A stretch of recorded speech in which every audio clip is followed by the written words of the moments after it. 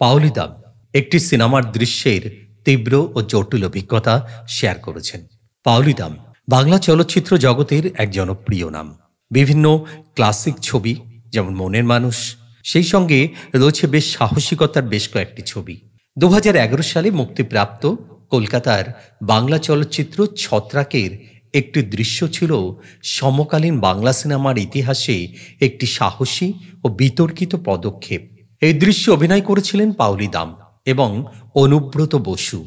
দৃশ্যটি ছিল একটি ঘনিষ্ঠ ও স্পষ্ট যৌন দৃশ্য, যা তৎকালীন বাংলা সিনেমার সীমানা ছাড়িয়ে যাওয়ার একটি উদাহরণ। পাওলি দাম নিজেই এই দৃশ্যের শুটিংয়ের সময়কাল অভিজ্ঞতা বর্ণনা করেছেন, যা ছিল শারীরিক ও মানসিকভাবে তীব্র এবং চ্যালেঞ্জিং। বেডসিন রোমান্টিক নয়, বরং তীব্র অস্বস্তিকর। দৃশ্যটি ধারণের সময় সেটের পরিবেশ ছিল অত্যন্ত সংবেদনশীল এবং সীমিত। পাওলি এবং অনুব্রত ছাড়াও সেখানে উপস্থিত ছিলেন শুধুমাত্র পরিচালক এবং ক্যামেরাম্যান। গ্রীষ্মের প্রচণ্ড গরমে শুটিংয়ের পরিবেশ আরও কঠিন হয়ে উঠেছিল। পাওলি জানান, তিনি এবং অনুব্রত দুজনেই দৃশ্যের প্রয়োজনে সম্পূর্ণ নগ্ন ছিলেন। দৃশ্যটির একটি অংশে অনুব্রতকে পাওলি শরীরের বিভিন্ন অংশে, বিশেষ করে যোনি, নাভি এবং স্তনে ঘনিষ্ঠভাবে স্পর্শ করতে এবং চুম্বন করতে নির্দেশ দেওয়া হয়েছিল। পাওলির বর্ণনা অনুযায়ী এই মুহূর্তগুলো ছিল তার জন্য অত্যন্ত অস্বস্তিকর। তিনি বলেন, অনুব্রত আমার স্তন খামচে ধরেছিল, পেটে এবং নাভিতে চুমু খাচ্ছিল। আমি তাকে থামানোর চেষ্টা করেছিলাম, কিন্তু সে যেন নিয়ন্ত্রণ হারিয়ে ফেলেছিল। তার তীব্রতা আমাকে অসহায় করে তুলেছিল। পাওলি আরও জানান, দৃশ্যটির শুটিংয়ের সময় তিনি বারবার পরিচালকের কাট বলার অপেক্ষায় ছিলেন। দৃশ্যটি মাত্র কয়েক মিনিটের ছিল, কিন্তু আমার কাছে মনে হচ্ছিল যেন ঘন্টার পর ঘন্টা কেটে যাচ্ছে। আমি অনুব্রতকে আস্তে করার জন্য বলেছিলাম, কিন্তু সে আরও জোরে, আরও তীব্রভাবে চালিয়ে যাচ্ছিল। তার থুতু আমার শরীর বেয়ে গড়িয়ে পড়েছিল, যা আমার জন্য আরও অস্বস্তিকর ছিল। পরিচালক যখন অবশেষে কাট বললেন, পাওলি দ্রুত একটি গামছা জড়িয়ে বাথরুমে ছুটে যান নিজেকে সামলানোর জন্য। একটি দৃশ্যের অভিজ্ঞতার প্রতিফলন। এই দৃশ্যটি পাওলির জন্য শুধু শারীরিকভাবে নয়, মানসিকভাবেও ছিল একটি কঠিন পরীক্ষা। তিনি স্বীকার করেছেন যে এই অভিজ্ঞতা তাকে চরমভাবে চ্যালেঞ্জ করেছিল। তবুও পাওলি তার পেশাদার মনোভাবের কথা উল্লেখ করে বলেন, এটি আমার জন্য কঠিন ছিল, তবে একজন অভিনেত্রী হিসাবে আমি এটিকে উপভোগ করেছি। এটি ছিল আমার কাজের একটি অংশ এবং আমি এটিকে পুরোপুরি নিষ্ঠার সঙ্গে পালন করেছি। ক্ষমা করো, আমি ভালো নেই। ছত্রাক সিনেমার এই দৃশ্যটি বাংলা চলচ্চিত্রের সাহসী পদক্ষেপ হিসাবে আজও আলোচিত। পাওলি দামের এই অভিজ্ঞতা আমাদেরকে স্মরণ করিয়ে দেয় যে সিনেমার পর্দায় যা আমরা দেখি তার পেছনে রয়েছে অভিনেতার তীব্র শারীরিক ও মানসিক পরিশ্রম, সাহস এবং পেশাদারিত্ব। এবার আমরা ছত্রাক দেখে কিন্তু পাওলি দামকে বিচার করে উঠতে পারি না। বেশ করেছি, রাস্তার মেয়ে রাস্তায় থাকবে, আমি রাখবো কেন? আমরা জেনে নিই পাওলি দাম সম্পর্কে বেশ কিছু কথা। পাওলি দাম জন্ম 4 অক্টোবর 1980, একজন ভারতীয় বাঙালি অভিনেত্রী, যিনি বাংলা টেলিভিশনে ধারাবাহিক জীবন নিয়ে খেলা দিয়ে তার কর্মজীবন শুরু করেছিলেন 2003 সালের। এরপর তিনি তিথির অতিথি এবং সোনার হরিণের মতন বাংলা টেলিভিশন ধারাবাহিকে কাজ করেন। সাবেক ইটিভি বাংলার 6 বছর কাজ করেছেন। ইস, কথার কি ছিরি, তোমায় নিয়ে এলো আর তুমিও ড্যাং ড্যাং করে চলে এলে। তার প্রথম বাংলা চলচ্চিত্র সুদেষ্ণা রায় এবং অভিজিৎ গুহ পরিচালিত 3 ইয়ারির কথা 2004 সালে সম্পূর্ণ হলেও 2012 সাল পর্যন্ত মুক্তি পায়নি। পাওলির প্রথম মুক্তিপ্রাপ্ত চলচ্চিত্র রবি কিনাকি পরিচালিত অগ্নি পরীক্ষা।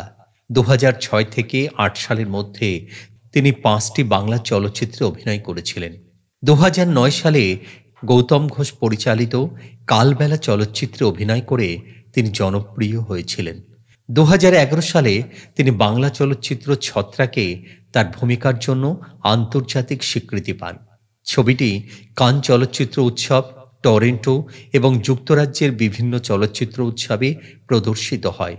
2012 সালে তিনি হেড স্টোরি দিয়ে বলিউডে আত্মপ্রকাশ করেন এবং সোহেল তাতারির পরিচালিত বিক্রম ভাটের অঙ্কুর অরোরা মার্ডার কেসেও অভিনয় করেন তিনি।